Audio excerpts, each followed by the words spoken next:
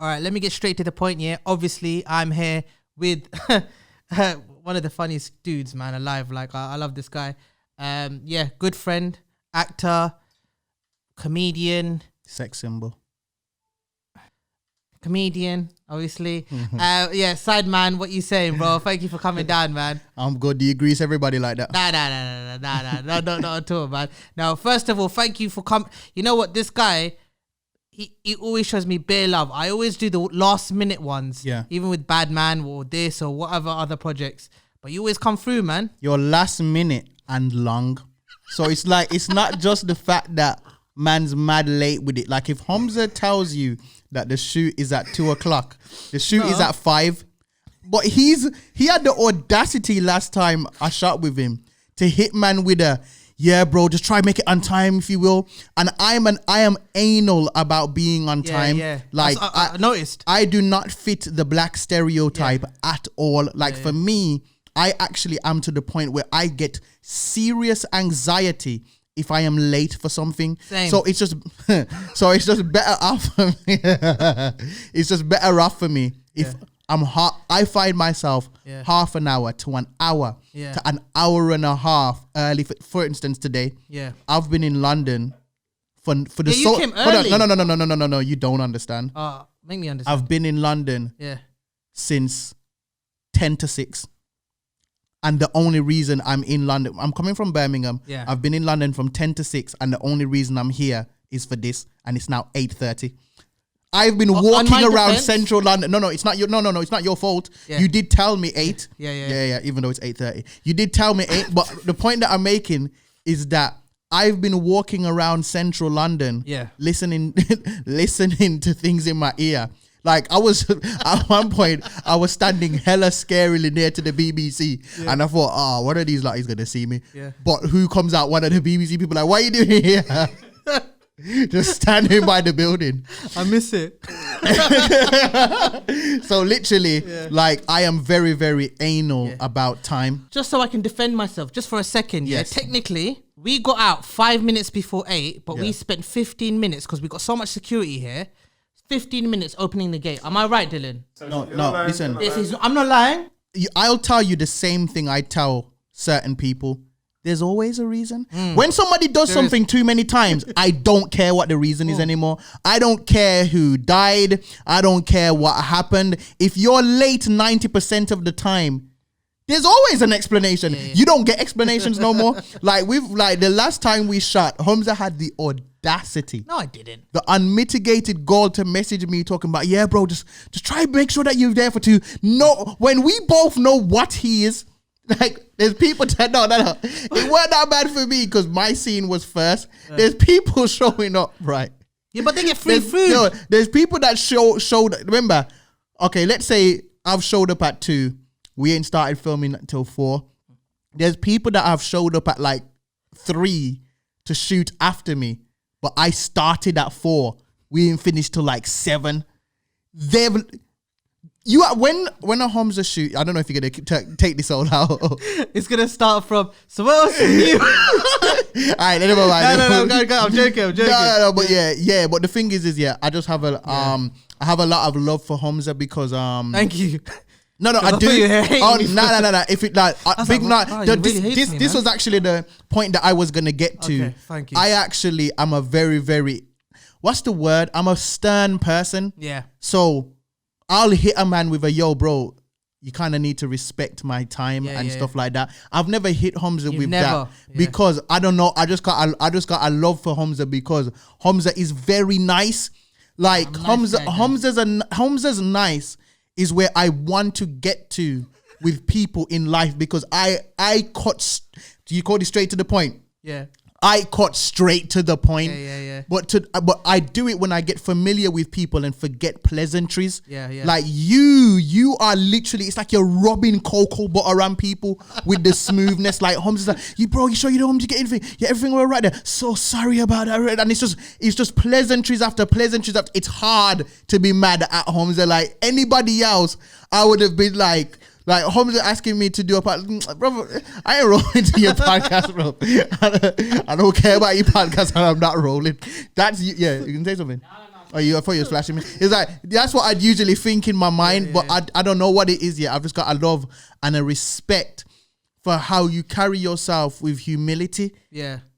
And I think it's a beautiful thing. Like you offset every time people compliment you, you make it as a point to compliment them. You treat everybody the same. Yeah. And I don't know, man, I can't hate on it. I appreciate it. You know what I think it is? I think that obviously, without blowing my own trumpet, but when I got that sort of fame or success, the first thing that came into my mind is like, everyone's going to point at me and say, you've changed. You know, I knew that was the line that everyone was going to say. You've changed. Oh, he thinks he's too big now. Oh, what? You think you're mainstream and all of this stuff. So I've always been a nice guy, but I kind of like force myself to be extra nice. Extra nice. Now, two things. Yeah. I never cared about that. Yeah. The only time I care about that is when I see supporters that stop me in the street. Yeah. If you stop me in the streets, I'm giving you everything you ask for. Yeah. Yeah. If you want 10 minutes with me so we can get the right selfie. Yeah. What? No, just because you said anything. No. If you want 10 minutes with me so you can get your selfie right and the lighting right, I'm there with you. I'm with you the whole time because I think it's the least I can do 100%. Because you guys have literally changed my life. I come from nothing. You guys have changed my life. If somebody starts me in the street and wants to have a debate about something they saw me say on the show, I'm standing there with them till they're done. When they're done, I'm done. You get what I'm saying? But as it pertains to on my day to day, whether people say I've changed or not yet, I'm like, no, bro, I've been a knob from the get-go.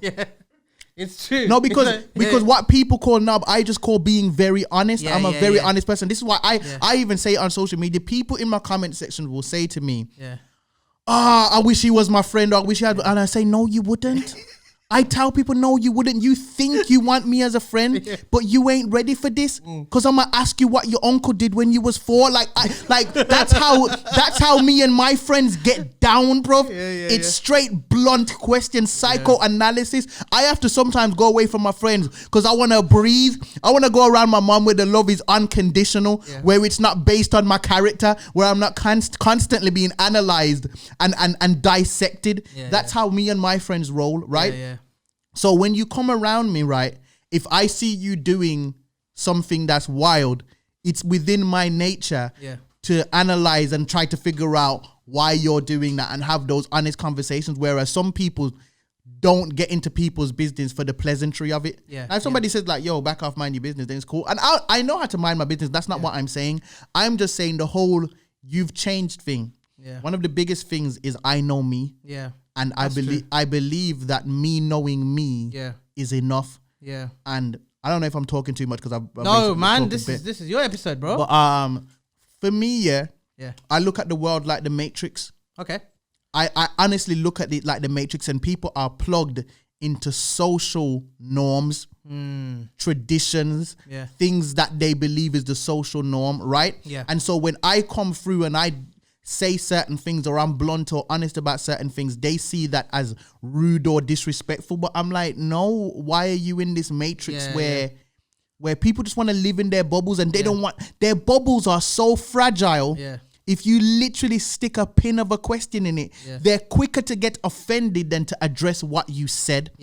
Right? Whereas with me and my friends, we're mirrors to each other.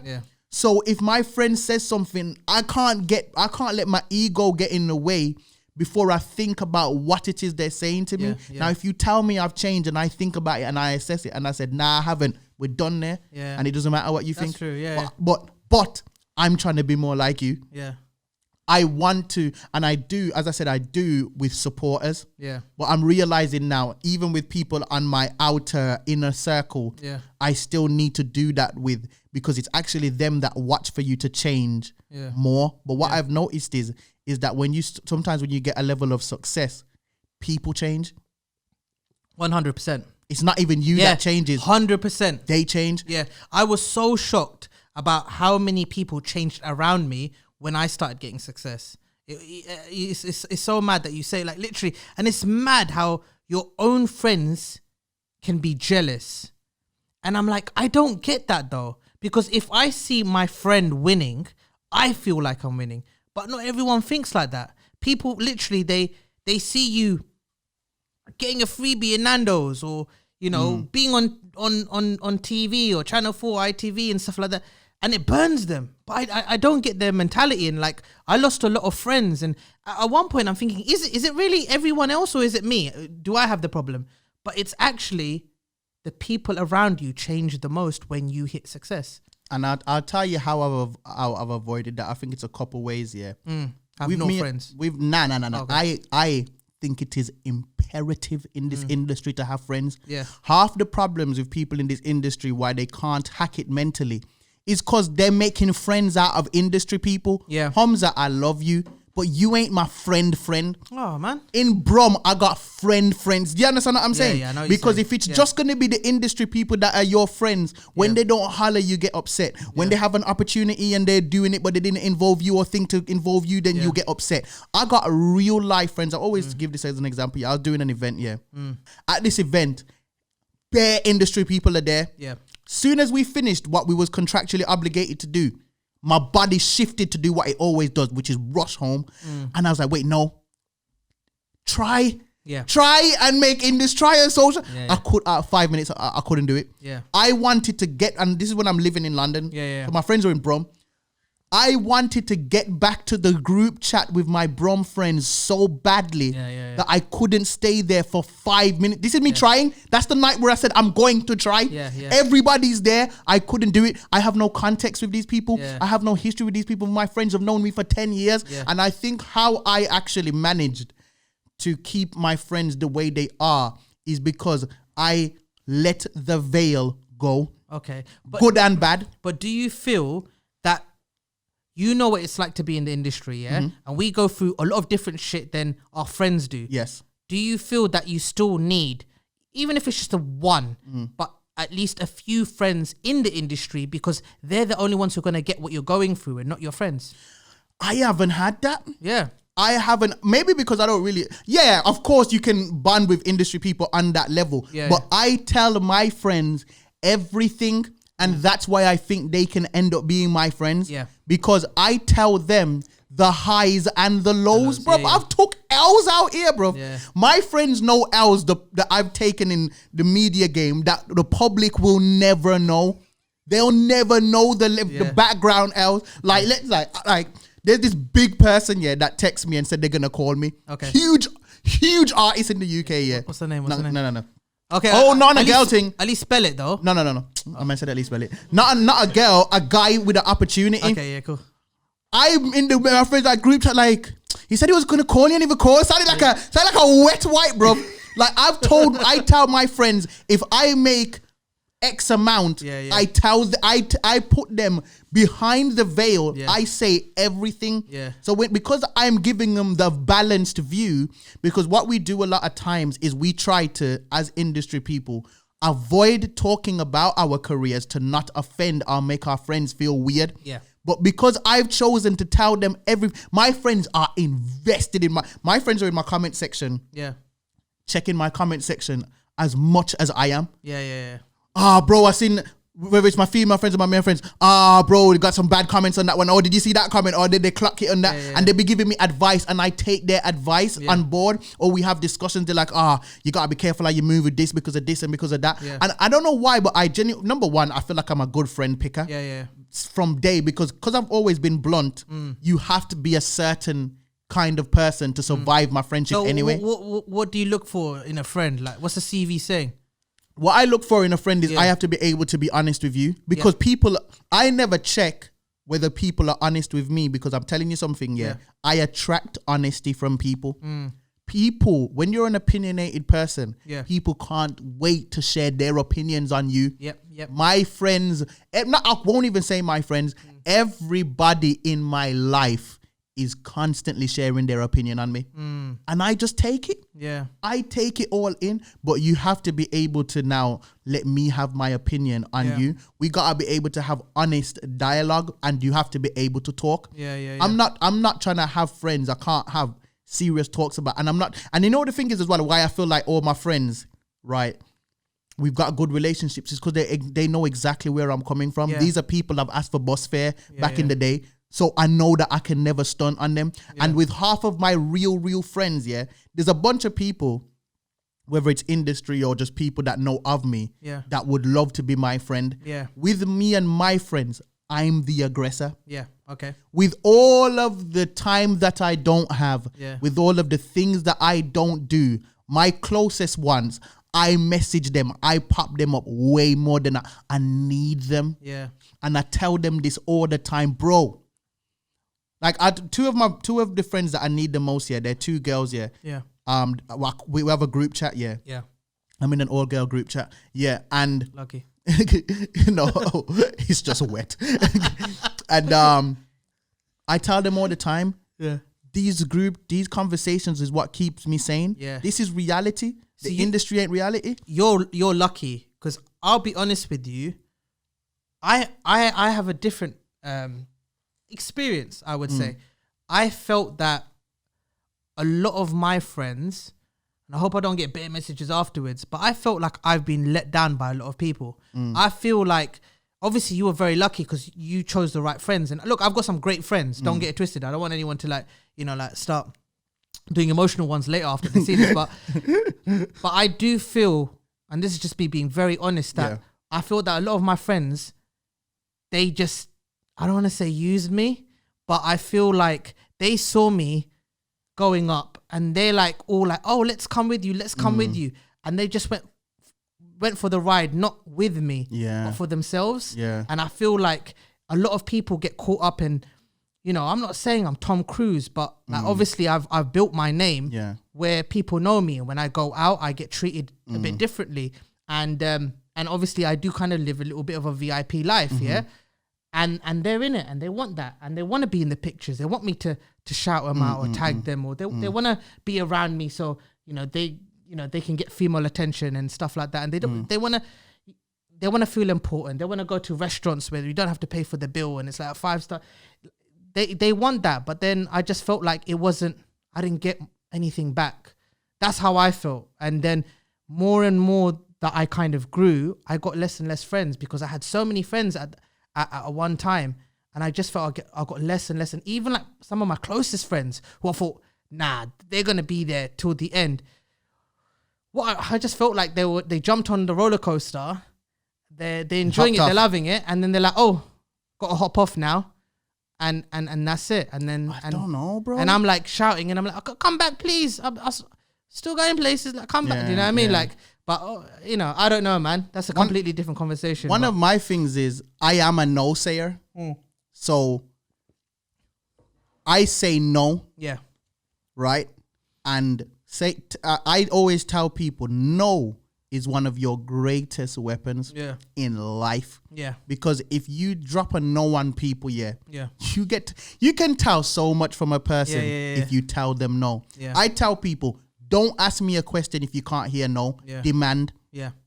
So you're demanding then? Yeah. If you say, yo, can you do this for me? And I say no, and you take an issue with that, you were never asking me. Yeah. You must have been demanding. People that ask expect to hear either yes or no.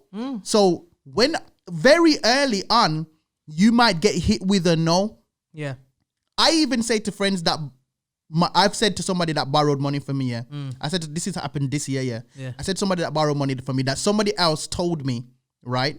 Somebody else told me that this person will borrow money from you. Okay. I said, all right, cool. They came and they borrowed money from me like how that person told me, Yeah. I said, yo, I'm saying yes this time, but no next time. Yeah. And I said stipulation, said I'm saying yes this time, but no next time. But if you said that to me, I would make sure I'll keep that money forever. I'm not finished. Okay. Cool. And I said to them, if I say yes this time and I don't get it back, it's no forever. It's no forever. Did you get it back? It's no forever. Yeah. Because I didn't get it back. Do you get what I'm saying? Once I step, because our friendship has to be based on friendship. I'm not even saying that I'm not going to be your friend. That's how rich you are. You're willing to take those kind of risks. Oh no, I don't. My dad always told me, never lend what you can't afford to lose. Yeah. My dad always told me that. Yeah. So for me, lending money is a mission. Yeah, but that's why I'm saying no. But I'm always willing to let go the money I lent. Yeah. I'll let the money go, bro. I'll let the money go, and I won't take offense with you. Me and you can be good. Listen, Humza, if you borrow some money off me right now and you don't give it back, me and you can be fine, and I'll forget about it. but don't ask me again. Okay. It's just as simple as that. Yeah, I get you. To this day, I ain't got that money back. That person better not fix their mouth. Yeah. Twist their mouth in a way to ask you for it again. And you know what? Yeah, out of the goodness of my heart, I might. Yeah. But I did tell you. So if I say no again, and I genuinely do feel, but the problem that I have is that even with that as an analogy, when you were describing what your friends do, it is the complete opposite of what a lot of my friends do. Honestly, I have to just be honest, bro. Because my friends, I have to force feed them. My blessings. Literally, I'll say to my friends, if me and my friends want to go out and one of my friends don't have enough money to go, I'm like, I got you. Like, nah, man, I'm not coming if I don't have enough money. I'm like, bro, you're ruining the vibe now because we all want to go. I get you. And if you don't go, it's not going to be as fun. Take the money. Like, that's how it be. And I'm not even saying borrow. I'm saying I will give you the money. Let it go. Obviously, when I first started YouTube and I did Diary of a Bad Man, I was winning. Yeah, I was winning. But I think the biggest test for me is, like, I remember when I took my break, and I remember so many people just were like, oh, well, he's stopped now. He's finished. Well, goodbye. I'll speak to you soon, maybe. And they piss off. And I saw certain people do that. And then when I came back and I slowly started getting it back, everyone started coming back. And I'm like, no. And that's why now I don't make as much time for people as I used to, because I'm like, I know when you made time for me, it was because of a reason. You know what I mean? So I choose my friends very, very carefully. I think it's a very important thing to choose your friends carefully. And you know what? Yeah, I think one of the reasons why I have the certain friends that I have is because I really went very aggressively about keeping certain friends. So certain friends was fading away because our lives just naturally shifted. They got partners and kids and stuff like that. Partners is the one. But I dragged them back, bro. No, but it's hard. I dragged them back. How many guys do you know that used to be tight with, and then you got a girl? Bruv, I know so many guys that I used to be like proper tight with. Like, hey, bro, let's hug. One of those tight ones. I'm the king of leave her, though. Yeah? but I'm not gonna certain mans ain't gonna leave her for shit. Oh, no, even they're if not, their own mothers gonna turn around and say, leave him. They're not gonna. They'll be like, I don't know who you are. But I'm the king of having an opinion on your relationship. I'll have an opinion and don't think I'm not gonna. Like, there's friends right now with their girlfriend right now where I'm like, bro, this is dead. It's never gonna work. Like, I'm telling them straight, like, bro, you are wasting your time. We're getting older and you've not met the love of your life yet because this isn't her. When are you planning to meet her? Because you're going to have to meet her, get to know her and then have kids. You're setting the time clock back wildly. You need to leave now. I said it to somebody today. I'm like, Mayday. Leave this girl now. I'm peace around this girl. Trust me. And you know, the maddest thing is, I don't want to go too much into detail, but I always say to my friends who get a girl and they just disappear like Batman, one of those ones, and I always say to them, I said, listen, okay, your girlfriend or your missus, I get it. It's your full-time job now, You want to dedicate your time on that and see it as a full-time job, fair enough. But you still have to see your friends as a part-time job. Because if you don't put that effort and work into that section of your life, and you're just putting all your eggs in one basket with your missus, then bruv, when she has an argument with you, or she's going to her in-laws for a few days, and then you try to call everyone up and say, oh, like, what you say, let's go out. And you're like, raw, I haven't heard from you since 1997. Do you know what I mean? Like one of those ones. I'm not going to lie. I don't get that way around. I had to fight to keep my female friends once they got a man. Oh, yeah. But a dude dipping off from the man then because he got a girl is wet. Bro, that is wet, I think that's something that Asians have mastered. I know so many Asian men. Like, I'm being real. Like, maybe be different races, but I know Asian men for sure, they have that Bollywood, like, pussy instinct, you know what I mean? Like, not in a rude way, but they have that kind of like, oh my God, I'm in love now, and then you never see him again. That's wet. Never see him again, bro. That's universally wet. I don't care who you are. And then if you leave the man them, like leave, abandon the man them because you and then you see them. The man them is your safe haven from your girl being wild. They don't understand that. They're in that Bollywood mode right now. They're in love now, and then they will see you after time. They won't call you anymore. They will hardly speak on the group chat. And then when you see him, they will actually have the nerve to turn around and say, bro, where you been, man? Yeah. And I'm like, bro, I wanna slap you and your missus, bro. You know what I mean? Like just one slap, but hit like two birds with one stone. One of those ones, man. Yeah, I think this is why I say I feel like now that I look back at it, I really did go after my friends aggressively. Yeah. I felt like I made sure certain people, even if it came across as begging, because I feel like I clocked what life is about. Yeah. Man wanna go after man will do beggy and clout chasing things to go after money. Yeah. But when it comes to valuing certain relationships in your life, you won't do the same. But those relationships keep you when money comes and goes. We're in an industry where money comes and goes. There are highs and lows to this thing, bro. To be very, very clear. Like, and even in terms of just, you could be on a high. There's been times when I'm financially high, but my engagement on Instagram's a bit low. It's still a bother, even if the money's good. So you're going through, so you might be having a money high, but an engagement low, or an engagement high, but a money low. So there's all kinds of lows that you might face. 100. And if you don't got have a strong friendship group, a strong support group to kind of keep you good, you won't even feel to create. And I'm telling you right now, bro, I credit my friendship circle with being honest with me. And when they are honest with me, like when my friends are honest with me, I sit there and I listen. So if a friend wants to say I've changed, we can discuss that and I'll explain to them why they're wrong. You understand what I'm saying? But for me, friendship is important. We've derailed, but let's talk about but it's true though, man. Like friends are important, man. It's just mad when you're in this industry. It's crazy how everything just kind of changes or moves. But you know what? I wanted to ask you as well, like how you first started like into comedy. Obviously, when you were young, you must have known, because you got the gift of the gab. You can literally talk for an hour without breathing and everything will be hilarious. Yeah. So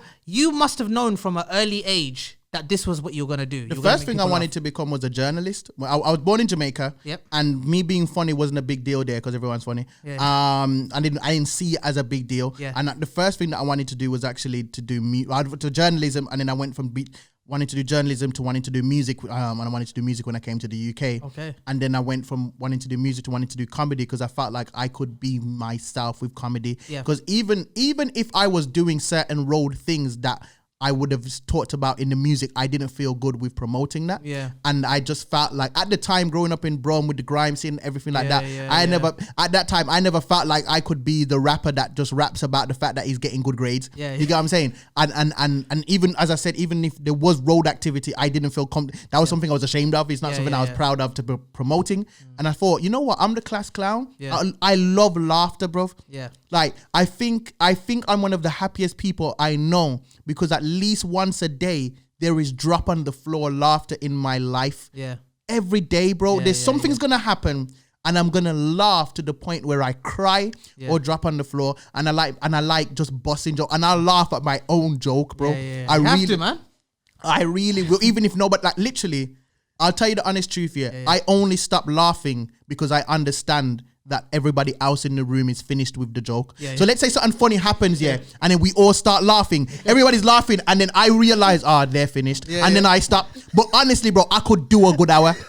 Like, because the way that I laugh, is that the laugh, I'm not laughing it outward. So other people do ha, ha, they're letting it out. I am doing it in. So it keeps coming back to me. So I can... So I keep trying to get it out. I can't get it out. So I've actually thought I was gonna die laughing before. I vomited laughing. And I've felt my heart.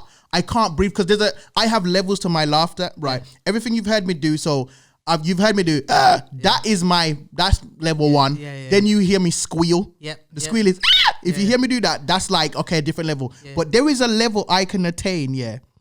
Where if I'm not, if I open my mouth wide, there's like a couple levels in between these, but I'm just going to tell you the main level. If I open my mouth wide and I'm not saying anything and I'm crying, I might need the NHS.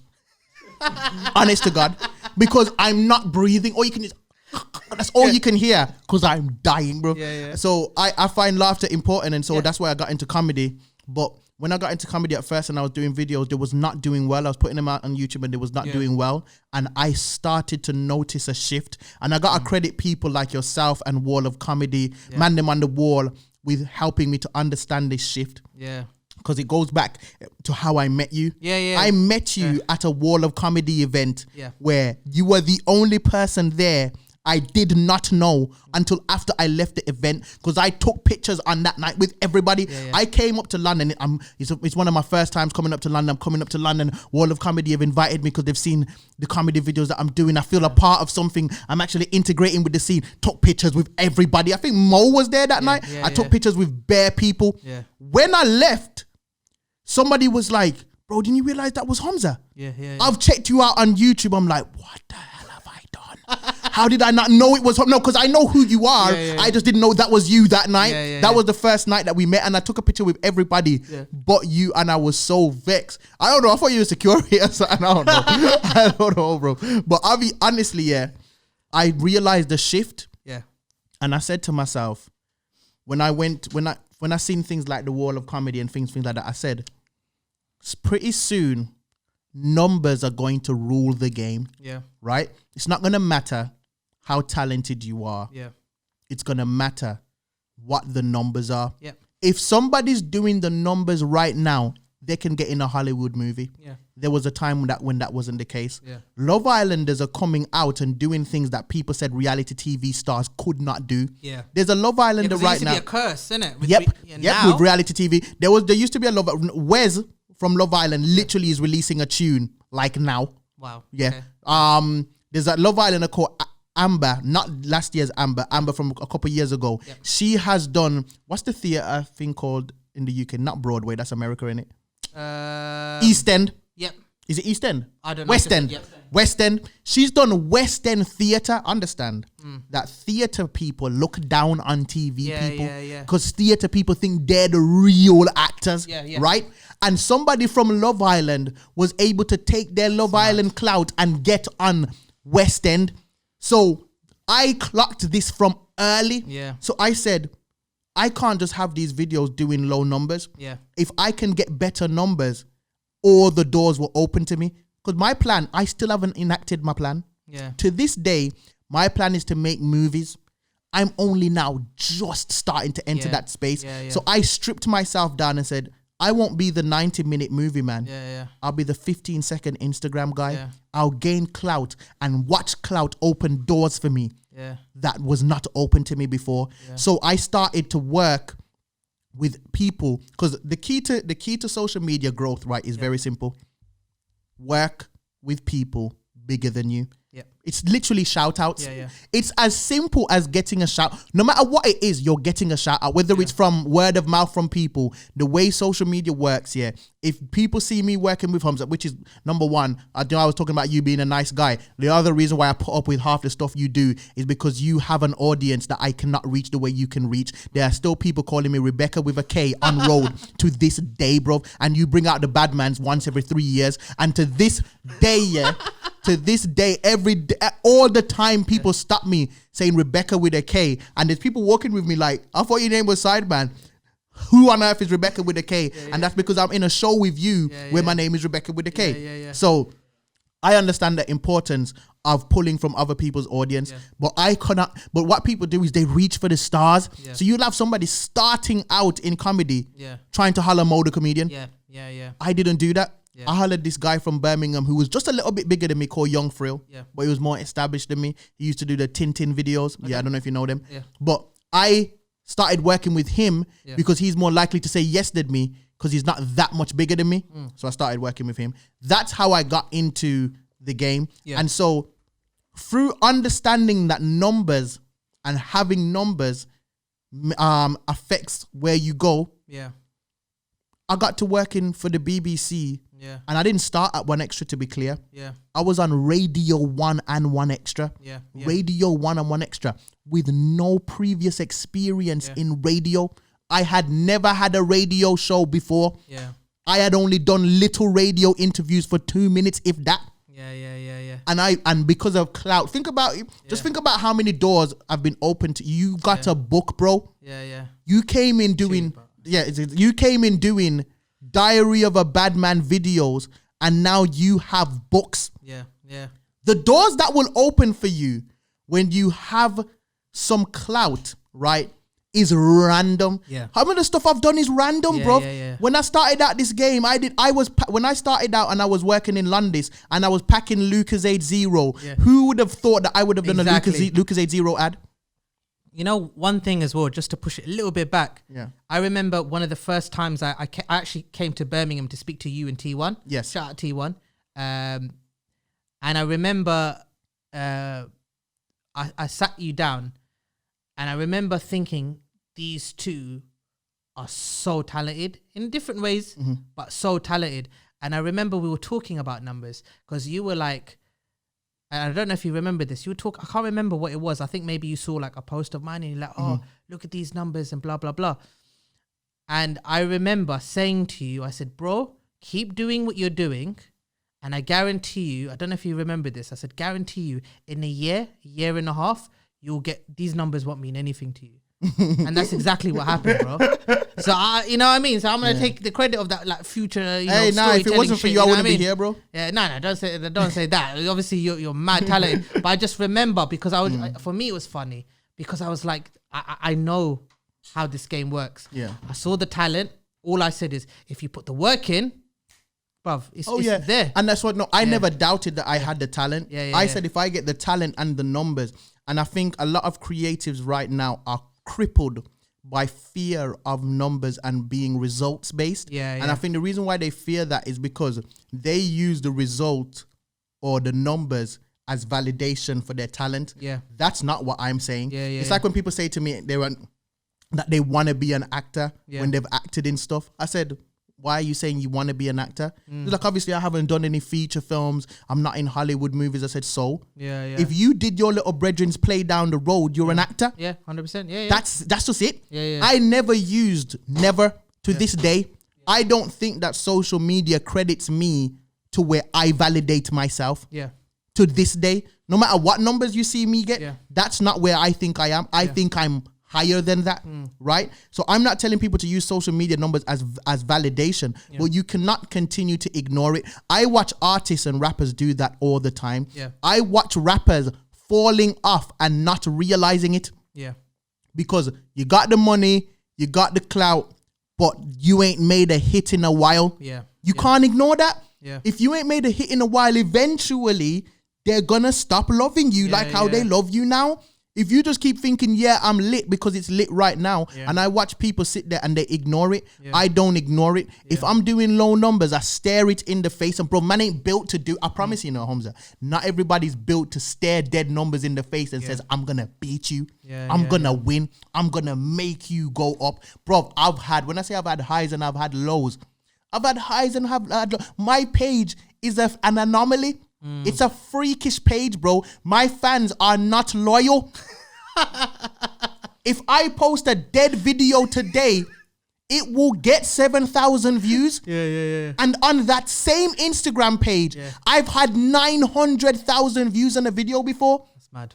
If they ain't rocking with it, I watch other people, whether they post good or bad, they rock with them to a certain extent. No, not with me. If it's dead, they will let me know by the engagement that it's dead. Bro, go watch my page. It's for freak show. You will see one post do numbers, and then the next post is just like, because so I fight the algorithm and I say you won't win, and I don't back down from results because we live in 2020. If you can't accept that we live in a results based world, you're blind. You're not paying attention. Well, all I'm saying, bro, is your social media, alhamdulillah, as we say, bro, it's killing it. Thank you, bro. And you put in the work, you're consistent, and obviously you're mad talented. So you just keep doing what you're doing, bro, because, you know, I mean, this, for you, you know this as well. This is just a start, bro. You haven't even literally, your ceiling is way, way up. You know, thank you, man. So, you know, and to be honest, like, obviously, you started with social media, you got into acting, and you do a lot of script writing. So just tell, like, people who might not know about that kind of side of it, like, how did you get into the like, what was one of your first projects so in acting? I've done a lot of short films, but for me with the acting thing, like, I'll act for you, but I wouldn't call myself an actor, because I'm not trying to audition for anything. I want to be in control of the narratives of the things that I act for. Yeah. That's just me personally, because I watch the struggle that actors go through, and I'm not trying to go through it, bro. I'm not trying to sit there and wait for somebody to say, pick me. Not when I have the ability to write something for myself that 100%. Fits me, that when I watch it, because sometimes people accept roles because it's beneficial, but not because it's how they see themselves. Like they're just being a mouthpiece for somebody else's story that they probably would not portray if they had the power to change that. And so I write a lot of short films for myself, and I've wrote a lot. I've wrote a couple, and they've been on YouTube, and they've all done well. I haven't had one that has had, all of them, I would say, have had over 90% majority positive reviews. I even did one with Love Island's Amber this year, which is the first one that I wasn't actually in, that got almost 1 million views on her page, on her Instagram page, and it was just about dealing with the realities of social media as an influencer, because I posed the question, who's the influencer? The influencer is actually the most influenced person, because you're one person living with 1 million people's opinions on you all the time. So the influencer role is actually reversed, in my personal opinion. The influencer is actually the most influenced by social media. They don't influence their fans the way their fans influence them, because a lot of people, what they post works by what they feel like works for their fans. Whereas if they have something they care about, they feel like they can't even post that. I've just gotten out of that, because right now I'm a post about Black Lives Matter, whether people feel like it or not. I'm just reaching that stage. Whereas social media kind of, in a lot of ways, dictates to us what we should post. I'm not being funny. I'm being so serious with this. but yeah, that's just how it is for me. But so I've done a lot of script writing, and it's because I have a lot of conversations. And if you have a lot of conversations, you develop a lot of stories. And I feel like because of my interest in grow up and background, I feel like it lends me to being able to write from so many different perspectives, because I was born in Jamaica and I left there when I was 11 years old. And by the time I no word of a lie, Jamaica's a different country, bro. There was a man driving to primary school. I'm telling you that for a fact. Nobody can tell me that that didn't happen. I saw that with my own eyes. I'm talking about man barely looking over the dashboard. Barely looking over the dashboard, right? So I lived a full life in Jamaica. Don't think because I came here when I was 11 that I didn't see, I saw things that I won't even say on this podcast. So then I come to the UK, and the first place I lived was Ipswich for 6 months, and you wouldn't imagine the lessons I learned and the things that I saw in them 6 months. I was the only black guy other than my brother in my primary school, and the girls in my year group literally were feeling my skin to see what black skin feels like, because they'd never seen it. Are they? Bro, like, I'm telling you, I loved it. I don't know. Now that I look back at it, I understand what it was at the time. Loved it. I was like, so you're all gonna touch my skin at once, in unison together. Like, I was like, okay, England's lit. You get what I'm saying? But I spent 6 months in Ipswich, then grew up in Birmingham, which is a melting pot of cultures, right? When I grew up in my, for instance, right, in my secondary school year, I would say that I can't say I imagine that there was more white people than black and Asian. And black and Asian people's togetherness in Brum is a different kind of level of thing. The togetherness is strong. So I feel like that informs my life. But then I'm also interested in a lot of things that people claim to be interested in, but they're not in really. It's like when I make videos about being an anime fan or a Marvel fan. You have people in the comment section talking about, yeah, I am too. Not really. You ain't really about it, bro. I'm about this anime life. I'm up to date on mangas. Like, that's growing, you know. I get bare people, like, in all my comments, like, when I put a post up, there'll always be 1 or 2 people being like, watch anime. And I'm like, oh, okay, I guess so. So it's like proper, like, bro, it's on another level. When I say I'm a Marvel fan, before there were ever a movie, do you understand? When I seen it, because Thor's my favorite character. Why Thor though? I'll tell you exactly why Thor's my favorite character. Number 1, I like the deity aspect. I like the divine aspect of it. I like mythology. I like mythology. But what my favorite thing about Thor, right? Number 1, I've always been into weather control and lightning. Lightning is just a cool power to have. Like, before you see Thor, you hear doom, you hear thunder. That's Storm's got that as well. Yeah, Storm's got that. But what I like about Thor is the hammer, and I'll tell you why. You like his hammer? Thor's hammer cannot be picked up based on moral composition. So you tried to pick it up? No. I'm saying if Thor's hammer was here right now and you can't pick it up, he can literally tell you that he's a better person than you. Because it's based on morals. Yeah. So if I can pick it up and you know how some people, we don't know who's better than who. Some people act like they're good people, but then behind the scenes, you don't know what they're like. Every time Thor picks up that hammer, he's saying, and you can't, he's saying to you, my morals, my virtues, my statutes are better than yours. I just rate that, bro. I don't know. There's something about a hammer that you can't pick up because you're not worthy. Yeah. Do you like Chris Helmsworth? As Thor, yeah. I think there's a fourth one now coming out. Yeah. Love and Thunder. So like for me, when I was reading the comics and knowing that Thor was my favorite character, Thor was like a D-list character, bro. People, you know what does the best with Marvel? Spider-Man and X-Men. That's why those films came out first. We've seen 3 different versions of Spider-Man. And we've seen how many X-Men movies to the point where they did X-Men First Class, where they basically recasted everybody but Wolverine. X-Men is such a hit and miss. Yeah, it is. Like one, I'm like, hey, that's really good. And the one I think is supposed to be sick is dead. Cemetery dead. No, exactly. And then the next one's like, oh, actually, that's all right. Marvel's got the rights back now, though, so hopefully they'll do something certain. But so when I'm growing up and I'm seeing Spider-Man get a movie and I'm seeing X-Men get a movie and I'm reading my Thor comics and I love Thor and Deadpool and I love Thor and Deadpool. And now you do. No one knew who that. Don't get me mad, but no one knew who Deadpool was. I had like I used to collect the Marvel cards when I was young. I still have them.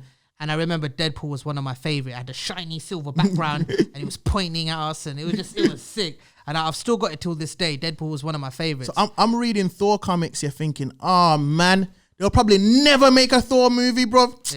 You don't understand how I've felt every single time I've been in the cinema. Right now, I'm playing this new game that Marvel's brought out, Marvel Avengers. Is that on your phone? No, on PlayStation. Oh, wow. If it was on my phone, I wouldn't even play. I want to play Thor on big screen. Everything I'm saying sounds so... Anyway, I've been playing that game really...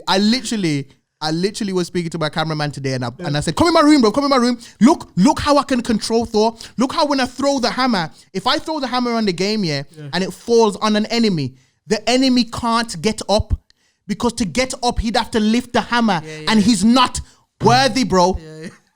I love that game. So for me, I feel like being into all of these weird and different things affects how I write my comedy. It affects how I think about my videos. It affects how I think about metaphors because I'm into so much. If you're ever stuck for ideas, start being into more things. You will pull ideas 100% from everything. Also, stop listening to music and start listening to podcasts. Music is repeated information. Your favorite song is data that you've already collected and collated and have stored in your mind. Every new podcast you listen to is new thoughts, ideas, everything. I'm not saying stop listening to music, but on some long commutes, listen to a podcast, bro. Listen to this one. 100%. I think you hit the. I hate that I've become this activist halfway because no, but you know I'm not funny anymore, bro. I just keep talking real talk. But this is the thing. The reason why we started this podcast is because, as I said, I have a lot of friends in the industry, and I feel like when I speak to them, when I speak to them, I feel that our conversation should not just be shared with us two. I feel like so many other people can benefit from it. So, because a lot of the time, obviously, we'll have a lot of jokes, but then we'll go a little bit deep and then we'll start. And I just think, the conversations that we have, I just think that is very beneficial. And that someone out there will laugh at, our jokes that we've bust, but at the same time use those little bits of information, like even the podcast one, from like stop always listening to music. Now and again, listen to podcasts because you're continuously learning. Even then, I was just like, you know what? That's what I've learned today. I agree because I don't even listen to as many podcasts as I should. I do. But and to be clear, I only listen to entertainment podcasts. I'm not listening to like no murder mystery podcast and that about crime and that, like them trying to crack cases and that. That's all long for, man. I listen to, but let's say I listen to entertainment podcasts. You're hearing man with jokes that you might be able to think, that launched an idea for me. You get what I'm saying? That made me think, I've got a take on that. And you can't say it because it's a podcast and you're not in the room. But now you've got that thought and you've captured that thought and you can think about it. And I think when it comes to me, and every single time I've come around you, I have business conversations. I don't know if you notice. I don't know how to, behind all the laughs and the ha-has, I don't know how to be around successful people and not talk to them about how they gain their success and how is it going. Like, I like talking to industry people about the highs and the lows, bro. Because a lot of man are pump faking out here. I understand that now. I know the telltale signs that you're doing well. Like, people know I'm doing well because you see me doing a lot of ads, right? Like, people don't talk the real about this game. Ads is how most men make their money. You get what I'm saying? So if I don't see a lot of ads, I'm going to think, okay, what's going on? If you, or obviously some men are established, so they're pattern in the background where they've got housing, they've got real estate, or like you, they've got books and stuff like that. They've got actual tangible products that they're selling. Not everybody has products. So now when I'm around people, I want to know, how is it you're making the money that you're making? How are you staying afloat? I want to know. How are you patterned? You get what I'm saying? Because a lot of people paint a social media illusion, but I'm like, yo, bro, and this is what I said about my friends as well. My friends are behind the veil. When I've made big deals, I've told my friends the whole ins and outs of the whole thing. My friends know the kind of money that I'm on. I'm going to tell you early so I can see how you flex when I tell you. And if I see you flex funny, then I know to bounce. But I feel I've watched a lot of people in the industry try to keep their friends away. But what's the point of friends? Bro, listen, if I get a big bag and I can't share it with my friends and tell them the ins and outs of the deal and everything, what is the point of the friendship, bro? I think it's token culture, though. It's like when there's one black guy in the room, we already got the black guy. And obviously, if you're a black guy and you've got black friends, no one wants to. Do you know what I'm saying? It's just something that's kind of fizzled into our culture. For me, it's just like, what is the point of having friends, right? Like, I just got this deal and I am gassed. I can't believe they're giving me this much. What's the point? I don't even want to have that conversation with my industry friends because they're going to be industry about it. If I tell my industry friends how much I make on a deal, you know what they're going to do in industry me? Yeah, that's because they got to act cool because they can't act like that's something that they don't get. Or maybe even if it is something that they do get, they have to let you know, I get that all the time. No, I want to talk to my friend from NG, like, you swear, you're killing it, bro. Yes. Be my friend. And if my friend tells me that they get a job, it doesn't matter if my monthly wage eclipses their yearly wage. I am gassed for my brethren. Do you get what I'm saying? And I have a friend here. I tell you, one of my friends is my best friend here. Me and him, our conversations are beautiful, bro. I will literally sit there and said I made let's say I said I made 10 bags from something, and I'm being respectful. So let's say I said I made 10 bags from something, he will tell me that he made £200 from something and feel no way telling me that right after I told him my 10 bags thing. That's a bro. That's a man you keep around, man. And I'm gassed for him like he's gassed for me, bro. You're very lucky, man. You're very lucky. You can have it, bro. Huh? You can have it, I'm telling you. You just got to start testing these, man. A lot of people fail that test, bro. A lot of people would. When I talk about friends, I'm talking about 4 or 5 people at most. Like, for instance, when I say the usuals group chat, the 2 girls that I speak to, I speak to them probably the most out of everybody. And I'm cool to just, because a real friend, you remember back in the day when you talk to your friend every day? You can start, that's what it is, bro. I'm noticing in 2020, a lot of people don't have friends. A lot of people do not have friends, bro. And I don't know how friendship died. You know what? In lockdown, that's when you realized who is your real friend. Because lockdown made us like feel like the world's ended. We're stuck in the house. Who do we speak to? Bro. So there were so many people that I thought, hey, like I would say, oh, this is my really good friend. But you didn't call me for 4 months in that lockdown. Do you know what I mean? But there's certain people that I didn't think I would be as close to that were like, on bunch.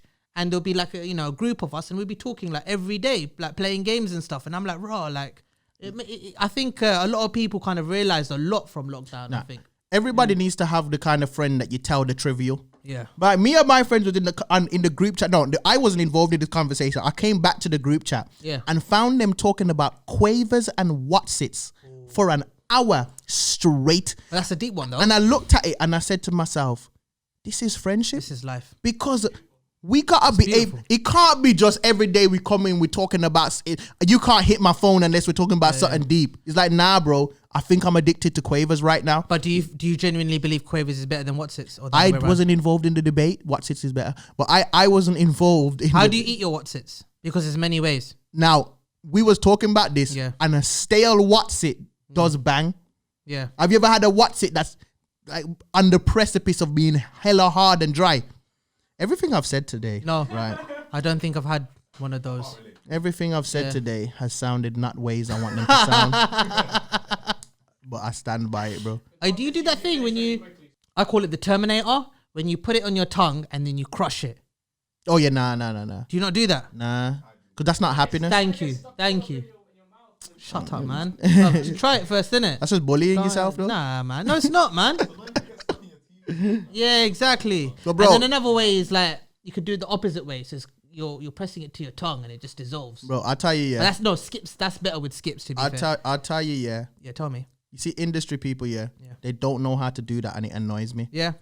One of my favorite industry friends, a guy that I struggle to say no to, is Joe Grinds. Yeah. And if you know who Joe Grinds is, fair love, Joe Grinds, is an artist, He's also Giggs' brother, Yeah.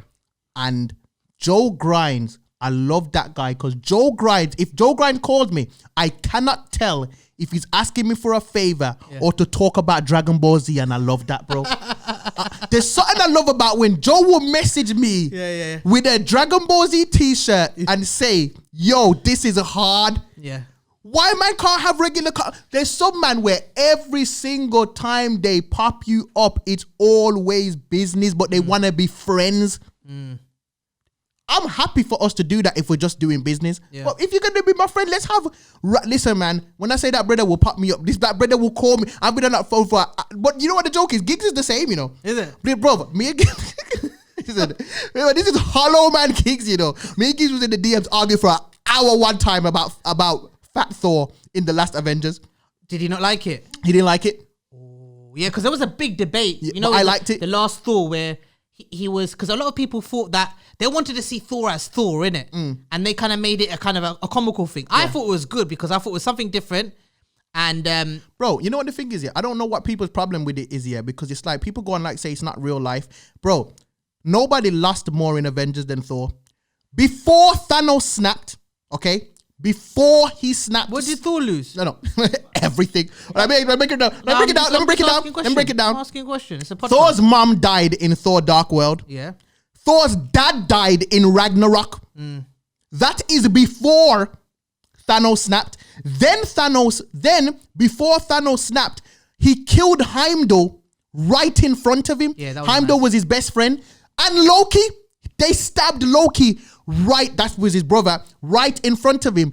Then he did the snap when Thor could have stopped him. Remember when he said Thor should have went for the head? Yeah. None of the Avengers could have banged him, but because Thor wanted to savor the death, he didn't chop off his head straight away. So now half the universe is gone, and it's in Thor's head. It's entirely his fault. Yeah. He's depressed, bro. 100%. Yeah. You think you go in gym when you are depressed? No, it's true. No, he's not only is he depressed. First of all, he's an Asgardian god. What he has to bench press is different from what we have to bench press for him to retain muscle. There's a difference. He started drinking and he's done. Yeah. So what, bro?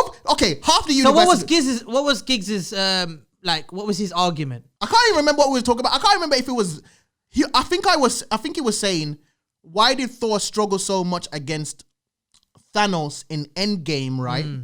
When in Infinity War, he had him. Yeah. He had him. Yeah. But my argument is that they're now fighting a more bloodthirsty Thanos that knows they killed him. Yeah. He saw the video of them chopping his head. He saw Thor chop off his head in a video. Yeah. So he's like, I'm bringing it to you. And then I made the argument which Giggs got mad at. I said, and he's out of shape.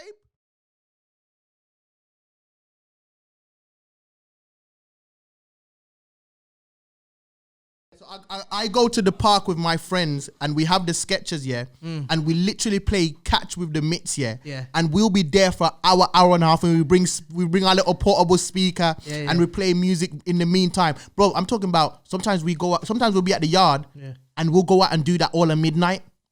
It's not even just a daytime thing. That's a dangerous one as well. Yeah. Yeah. Do you lot still play patball? Do you remember what patball is? Nah. Do you remember patball? Patball was the one. You know when you throw the tennis ball at the wall and you only allowed for it to bounce once, and then you have lifts as well. Oh, okay. Nah. We don't play. You know what the thing is? Yeah, I'm actually hurt today because. And there's some things that I have to realize now I'm too old for. Me and my brothers was play fighting the other day, yeah. Yeah. Bro, I grazed up my knee. On the grass. The scab, the size of the scab on my knee. Yeah. It's about as big as my phone, bro. Oh, allow it. It's covering there is a scab covering my entire knee. That's not a friend. So I come out, I dropped them on the floor, but when they went down, I went down. Yeah, bro, yeah. I'm coming out the taxi to come here, yeah. Yeah. And I hit up my knee against the taxi. Ah! This taxi driver started asking me about my scooter. This man never said, "Are you okay?" He said, "How fast does this go?" I was like, bro, you didn't hear me to scream this then. Welcome to London, bro. Give me my scooter, bro. Expect no ratings from me, bro. Expect no ratings from me whatsoever. But, bro, what have you, like, obviously this has been a mad year. Yeah. Like with lockdown and corona and stuff. Oh my God.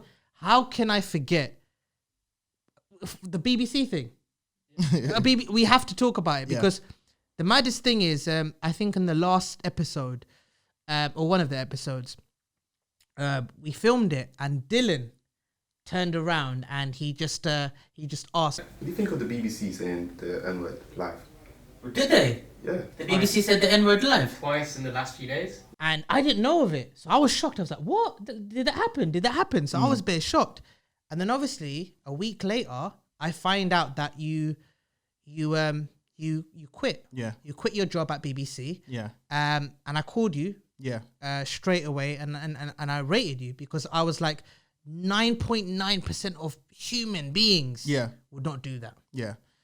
I don't even know what there is to say on it other than just to say I did what I did, and it's just how I personally felt. Just explain for some of the viewers that actually didn't know what happened, the BBC, in reporting a situation, a racial attack happened, and the BBC was reporting it on daytime television, but they used a white presenter to report it, and in reporting it, because apparently when the people attacked the person, how they knew it was a racist attack is because they said the N-word. Yeah. So the reporter reported it saying the N-word. Now for me, that's a spit in the face because you ain't gotta just say it's a racial attack and say racial terms were used or say the N-word.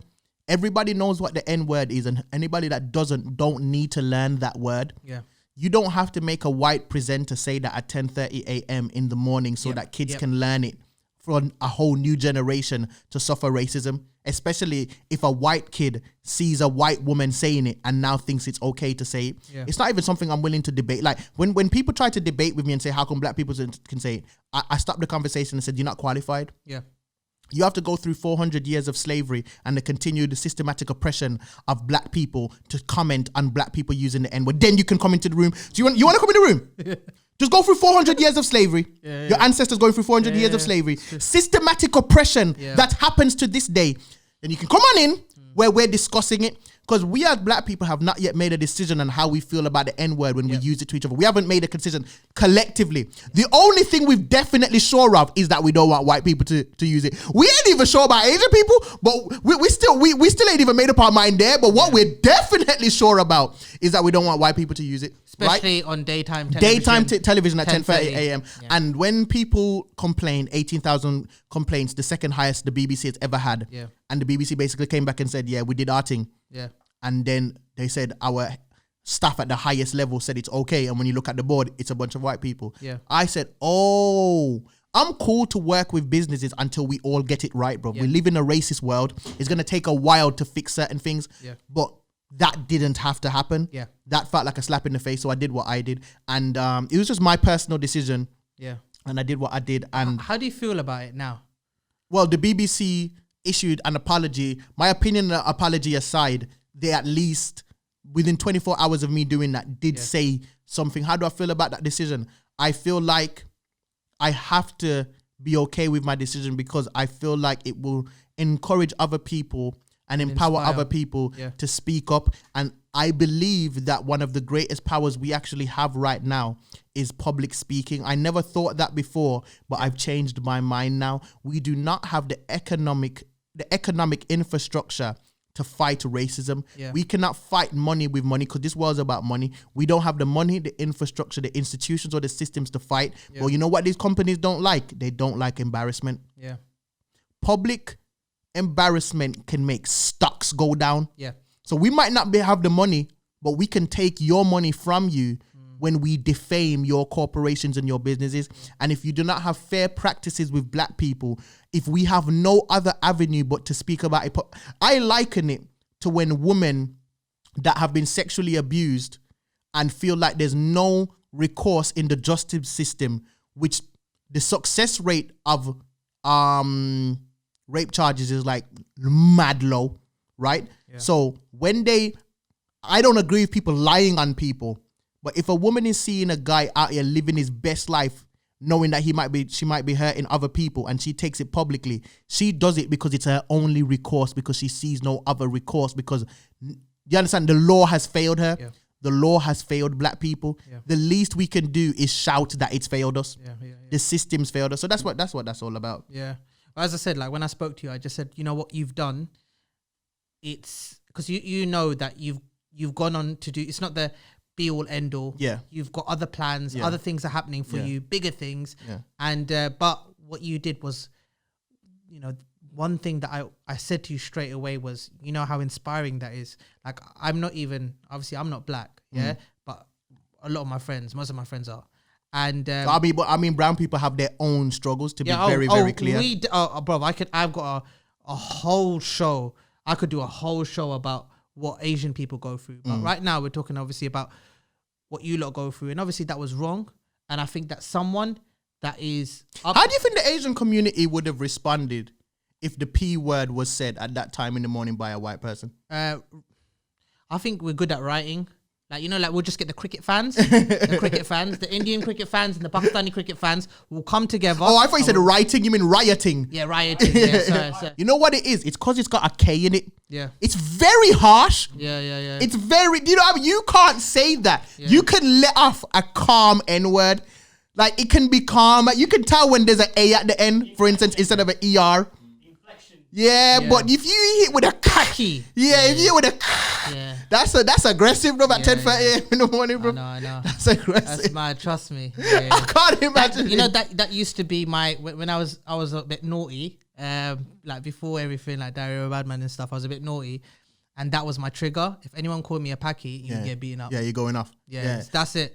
So I completely understand. Yeah. But what my point was is like for you to be who you are. And you know how many eyes are on you, for you to do that, I know has inspired a lot of people, and I think this is the time to do things like that because it can inspire people, but also show other people who may have made, you know, who know they've made the mistake to hopefully think twice next time. Yeah, definitely. You know what I mean? And I think it sets a precedence. Yeah, that's what people don't realize.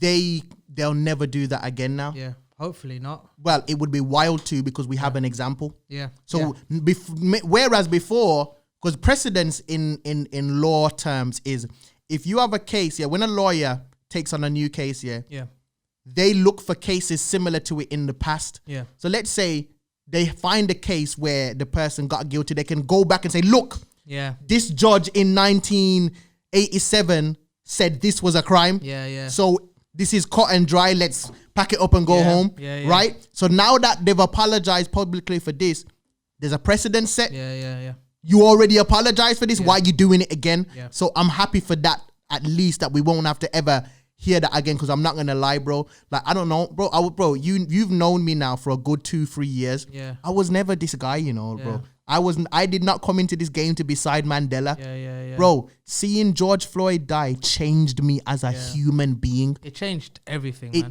It genuinely changed me as a person. Yeah.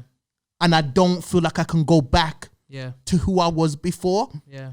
Like, even now, I'm trying to be just joke. Even my content, I can't even do content now that ain't slapping a little bit of truth or something for people to take away in it. Because I feel that tragedy has made us grow. Like it's made, we can't go back now. Can't go back to what it was. We've learned, and obviously it's not how you want to learn things, but it's, you know, when you see this, you can't unsee it. Yeah. And you can't unlearn. Yeah. And I think that even though it's such a horrendous thing, but because of that, things are changing and more people are speaking out. And you know, credit to a lot of people, like, you know, we make jokes like how, you know, all these, you know, big production, you know, channels and companies, they're like trying to say, oh, let's commission everything that has black people in it. You know what I mean? I love it. Yeah, but you got to rate them. They're still doing the right thing. Yeah, they're still doing the right reason thing. why I love it is because I'm gonna call my stuff Diary of a Black Man. Yeah, and I'll get commission. Yeah. You know why I love it? I'll tell you why I love it. Because we cannot pretend that we live in a world where people do the right thing because the right thing is the right thing. Yeah. Or else there would be no need for laws and police. Yeah. Laws and police are there as a deterrent. Yeah. They're there so that even if you feel to do the wrong thing, you say, wait, I wanna, but I can't because there's laws. Yeah. I want it to be the same with how people treat black people. Yeah. I would wanna hold them back from opportunities. I would wanna not have a black agenda, but I can't because we live in a world now where your company could be held accountable for ignoring black people. Yeah. We have been purposely hindered and held back. So you have to purposely push us forward. Yeah. It can't be, no, it has to be on purpose, bro. Yeah. Because we've been purposely put back. And let me just say this here on this particular platform. I absolutely applaud the brown community for how they have supported the black community during this time without saying, what about us? Yeah. I ain't heard that once. And I'm all over social media. I think it's because we know what you're going through. We're very, very similar. But bro, you lot go through, I cannot imagine what it's like for somebody to not just look at me and think I might be a thief or lazy, but think that I might be a terrorist. I cannot imagine what, I'm not trying to compare struggles. I'm just making it clear. Don't think that I don't understand that you lot struggle too. And to see how you lot support us, we better put it back whenever you lot go through something. Because you lot, I've seen Asian girls and guys roll to BLM protest with their, bro, it almost brings me to tears. When I think about the fact that there are people struggling with their own struggles and injustices that have supported this movement without saying me too. And you would be well within your right to say me too. I have to hold my hand up, bro. And this isn't the first time. I said it when I did an interview. I can't remember. He's a news anchor. I think it's for Channel 4. I just think it's commendable. No, I really do, bro. I say that from the bottom of my heart. Because when I say across the board, I have felt absolute support from the Asian community. I think Asian community, I mean, look, there's so many people on my Instagram, they were white, either they're Asian or they're Arab or everyone.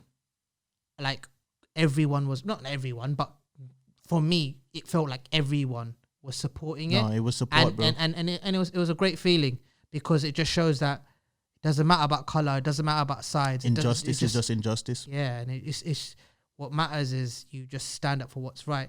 You know, like right now I'm learning about like the stuff that's going on in China.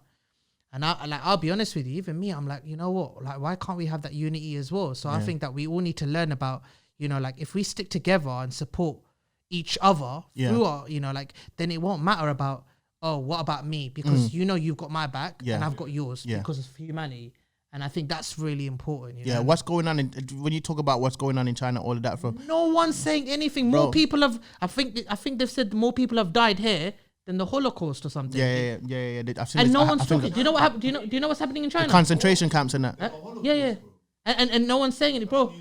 Bro, you don't know. No one knows. No one's showing anything on China. Bro, there's concentration camps of millions and millions of people. Bro, it's state-wise, yeah? They've basically, these soldiers are going into, you know, these guys, these men that are going into these concentration camps. The soldiers are going to their wife's house and sharing a bed with them. And it says as well, black and white, they're allowed to share a bed with them. Like basically it's called rape, bro. It's state. The state is allowing them to rape. And the millions and millions, but no one's. But anyway, that's a different thing, man. We live in a messed up world. Messed up. And we gotta fight all of these things. And I always tell people, right? Because it can be very easy to face fatigue. Yeah. If you need to dip out for a second and just get some joy, get some happiness, watch something on Netflix and come back, you do your thing, bro. The fight's gonna, trust me, the fight's so big, it will be here for you to join when you get back. Because not everybody's built. Because I literally had a white guy message me and say, bro, I just wanted to come to you and speak to you because my girl looks up to you. She's been fighting this Black Lives Matter fight, but bro, I can see it's really getting to her.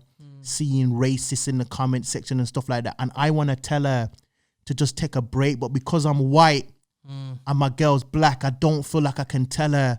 But it's hurting me watching her struggle so much. Wow. I just had to message him. I was like, bro, tell your girl from me. I said, put down the fight. Take a break. The fight will be here when you get back. It hurt me to know. This guy, it's his girl, you know. But because he's trying to not overstep his boundaries, he's watching his girl struggle because I have seen people struggle because when you get inundated with that much information of negativity, bro, the racist underbelly of this country has shown itself. Bro, look, even Steve-O. Look at Steve-O. Steve-O the madman. Yeah, the DMs that he gets. The DMs that he, and first of all, he is one of the nicest guys you will ever meet in your life, yeah? But the DMs he gets, bro. It's disgraceful. Like, honestly, like, I remember, like, I saw his last one. Bro, I swear to you, the energy that, I'm actually even saying this, but the energy I had after seeing that, I was so angry, I was ready. I was ready. Let's find this guy. And everyone in the comments were like, that's how angry I am. Because how can people get away with that? You know what I mean? It's true. But anyway, look, that's all for we've got we went deep, man. But it's good. It's good. I'm trying to leave this deep life, bro, but this deep life keeps following me, bro. Alright, Krish, before we go, send me the email. Can you send me the email? So basically, let me explain. Before you go, we want this to be as interactive as possible. Yes. So what we did is we asked everyone to leave a question. Yes. And some of them are going to be stupid. Yep. Some of them are going to be funny. And some of them are actually going to be quite interesting. So let's see what the questions are. Team Badman is saying once I get the email. I wore this big coat so I could have shoulders, but now I'm boiling, bro. Bro, you know what? Soon as I saw you sit down and not take your jacket off, I knew it was going to be a problem for you. Yeah, no, I'm dying. I could have said something. No, I'm dying. I actually feel like I might actually be affecting the aroma of the room as well. But nah, no, we're all right for now, innit? I might say we're all right for now. We can take another 5 minutes. We can survive 5 minutes. Hey, where's the email, man? Why are you so shit at this, man? So shit. Just. Alright, cool. This will only take a couple of minutes anyway. Once I get the email. Send it, bitch. Here we go. Alright, cool. So we finally got the email from Krish. You have one thing to do, and you always do it late. But then I can't talk. But here we go. We got a few questions just to fire around. Yes. So the first one is, how did you meet Humza? We kind of talked about that. Met you at Waller Comedy event. Didn't know who you was. Yeah, big up Waller Comedy as well. Yeah. Has anyone ever called you Rebecca with a K in real life? Numerous times. Not numerous. Thank you for that, by the way. But yeah, numerous times. What's it called? Favorite curry? Favorite curry? I didn't know there were multiple different versions. But you just thought it was just chicken curry and that was it? Yeah. Wow. We have more imagination than that. But yeah, cool. We'll take curry. I mean, you're not the only ones that do curry. I just thought curry was just a flavor. Oh yeah, we got goat curry as well. Yeah. What motivates you to keep going every day? Fear of no money. Because I want to look after my family and I want to look after myself and I want time freedom. Yep. Time freedom helps me. But also I'm okay with failing. Yeah. And I feel like I approach everything with that. Yeah. So because I'm okay with failing, it actually makes me be able to do it. Yeah. If I put too much pressure on things, it's too much. Like I went to a shoot the other day, and the people, they're like, don't be nervous. And they was really saying, don't be nervous bare times. I'm like, yo, I'm good, you know. Because if I flop this, I'm totally okay with that. Yeah. It's not going to kill you, bruv. Yeah. That's how I think. What's your favorite song that you've made and why? What's my favorite song that I've made? You made some really funny ones, man. There's one called Paige and Finn that I'm really proud about, and it's a Love Island one. Yeah. And I made it based on the couple Paige and Finn. But there's also one called Black Love that I'm proud of because everybody says it's one of my best ones. Is that the R&B one? All of them are basically R&B. Yeah, but the Black Love one, I really like it because I got a bunch of black girls in the video and I just think the video is sick. If you can scroll down to my page and find Black Love Part 1, because I did 4 parts. Yeah. But find Black Love Part 1. I love that. Sick. And last question is, why are you called Sideman all day?